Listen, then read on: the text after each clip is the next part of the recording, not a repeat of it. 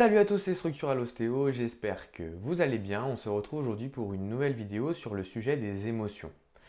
Vous avez été un certain nombre à réagir la dernière fois en story quand je vous avais dit que quand une émotion m'était désagréable, je préférais essayer de l'analyser à tête reposée pour pouvoir comprendre pourquoi je réagissais de cette façon-là. Le but de la vidéo aujourd'hui n'est pas de faire de moi un psychologue, mais simplement de te proposer ma façon de fonctionner et t'expliquer certaines choses à propos des émotions et notamment des émotions négatives. Si jamais ce sujet t'intéresse, on est parti.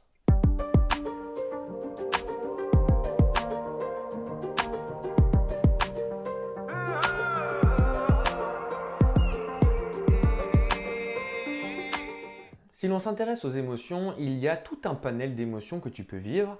Tu peux les vivre de manière isolée, les unes après les autres, ou bien même faire un mélange de plusieurs émotions.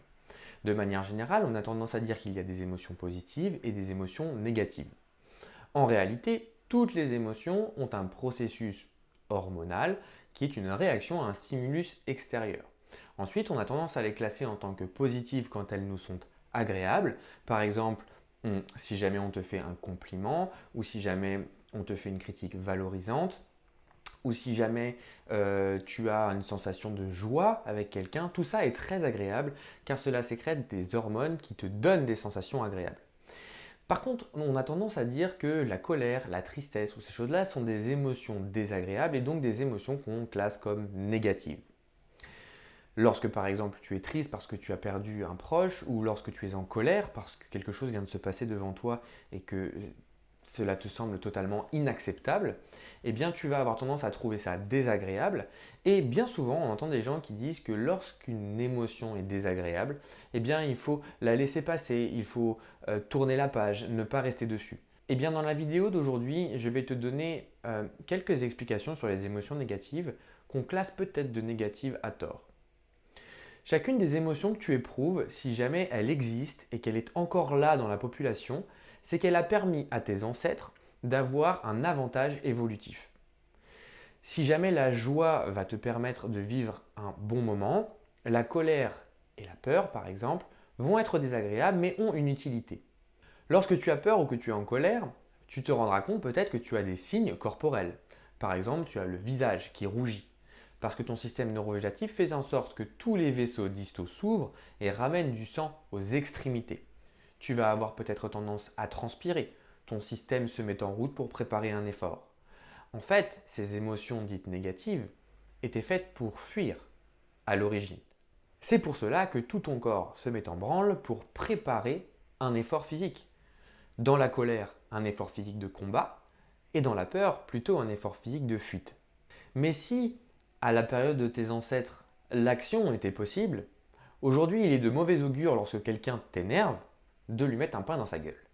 Donc, toute cette mise en place corporelle se retrouve frustrée par l'impossibilité de rentrer dans l'action.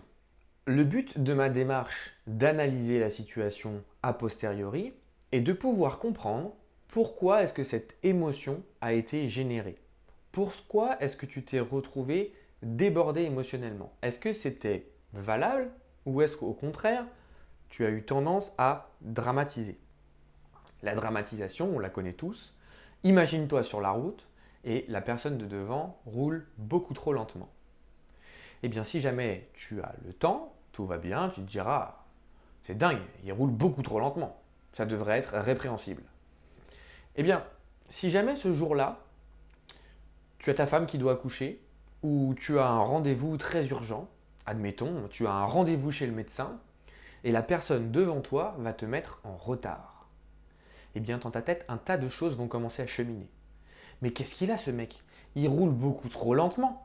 Et moi, je vais arriver en retard. Je vais louper mon rendez-vous. Et peut-être que ce rendez-vous chez le médecin m'aurait découvert quelque chose de grave. Et peut-être même que du coup, ça aurait été essentiel à ma survie. Et peut-être même qu'à cause de ce connard qui roule trop lentement, je vais me retrouver en danger de mort. Voilà une dramatisation. On va se mettre à faire un tas de choses dans la tête par rapport à notre situation personnelle qui vont faire en sorte que tout d'un coup, la colère devient beaucoup trop importante. L'intérêt d'analyser tes comportements a posteriori est donc de savoir est-ce que la réaction que j'ai eue était mesurée et est effectivement justifiée Ou est-ce que j'ai eu tendance à dramatiser les choses? Auquel cas, si je l'analyse, la prochaine fois que ça arrivera, je saurai peut-être un peu mieux gérer la situation. Si les sentiments de peur te permettent d'évaluer des dangers, le sentiment de colère te permet d'évaluer des injustices.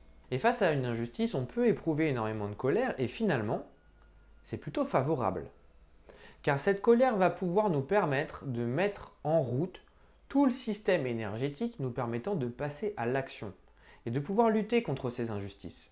En revanche, encore faut-il être sûr que notre réaction est mesurée. Si tu es dans la rue et que tu vois quelqu'un voler une autre personne, alors oui, tu peux te dire décemment que ça n'est pas normal, que cette personne n'a pas à voler l'autre, et donc qu'il faut faire quelque chose et éventuellement donner une punition à la personne qui a commis ce vol. Mais si jamais on repart sur notre cas précédent, de la personne qui ne roule pas assez vite, et que finalement, arriver 2 ou 3 minutes en retard, ou bien attendre l'opportunité de pouvoir la doubler un peu plus tard, ne va finalement pas te mettre tant en retard que ça. C'est la dramatisation qui fait que ta colère est devenue beaucoup trop importante. Dans ces cas-là, il est peut-être inutile de te laisser embarquer dans de telles situations, car cela est néfaste pour toi dans le sens où c'est désagréable, et que la personne qui va être affectée par cette sensation désagréable, c'est toi. Et on sait que si jamais tu manifestes la colère maintenant, tu vas continuer à ressentir la sensation désagréable pendant quelques minutes, voire quelques heures après. Donc apprendre à comprendre ces réactions te permet éventuellement de diminuer toutes ces situations où la colère ou la sensation négative est exacerbée et qu'elle te fait du mal à toi. Analyser son comportement te permet donc de te faire du bien à toi. Cette analyse a de l'intérêt, notamment si jamais tu ressens de la colère de manière régulière et que tu ne sais pas exactement pourquoi. Il y a des fois des situations dans la vie de tous les jours qui vont faire que tu vas te sentir mal, mais que tu vas dire c'est bizarre, je ne comprends pas pourquoi je me sens mal. Et dans ces cas-là, c'est intéressant d'essayer de trouver pourquoi. Je vais te donner un indice. Lorsque tu éprouves de la colère ou une sensation négative, cela fait en général écho à du vécu que tu as déjà eu. Il faut donc chercher qu'est-ce qui dans ton passé ou dans tes valeurs a été atteint par la situation que tu viens de vivre. Je vais te prendre un exemple très concret. Ce que je t'ai présenté en story était en fait ma réaction lorsque quand je présente un cas clinique et des axes de réflexion, les personnes me répondent que mon cas clinique n'est pas possible car les études scientifiques ne le montrent pas ou ne l'expliquent pas. Cette chose-là a tendance à générer chez moi de la colère. Mais pourquoi? Je me suis posé la question de pourquoi ça générait de la colère chez moi, alors qu'après tout, la personne en face me dit simplement qu'elle n'a pas de solution par rapport à ça. Et que comme elle souhaite fonctionner avec les études scientifiques, eh bien elle ne trouve pas de réponse à apporter à ma question. Elle a tout à fait le droit de ne pas être de mon avis ou de ne pas avoir de réponse, et moi, je peux tout à fait accepter que cette personne-là n'est pas d'accord avec moi, et chacun continuera dans sa réflexion. Malgré tout, ça génère de la colère. La première chose, c'est qu'à partir du moment où on te contredit, où on n'est pas d'accord avec toi, de base, c'est déjà pas très agréable. Mais ensuite de ça, si la situation que tu viens de vivre génère ou réveille des blessures que tu avais, alors tout de suite, les réactions deviennent exacerbées. Chez moi, le fait de ne pas pouvoir répondre à un patient, c'est-à-dire non pas parce que je vais lui dire ce n'est pas dans mes compétences, il faut aller voir quelqu'un d'autre, mais simplement lui dire écoutez, on ne peut rien faire pour vous parce que vous êtes une exception, ça c'est insupportable pour moi. Ça réveille, je pense, des blessures d'abandon, de trahison, et il est totalement inimaginable pour moi de faire vivre ça à un patient. Alors que peut-être lui ne le vivrait pas du tout de cette façon-là. Peu importe, c'est ma façon de fonctionner. Mais si jamais je comprends que cette situation m'a énervé à cause de ça, je peux alors évaluer si ça valait le coup ou pas. Et me dire, ben non, en fait, il a le droit de ne pas être de mon avis, et ça n'a pas forcément à m'énerver. J'ai compris que j'avais des blessures d'abandon, de trahison, parce que je me suis fait aider. Et je t'engage énormément à apprendre ton fonctionnement. Et si tu n'y arrives pas seul, parce que c'est très compliqué, eh bien fais-toi aider. Les psychologues sont faits pour ça.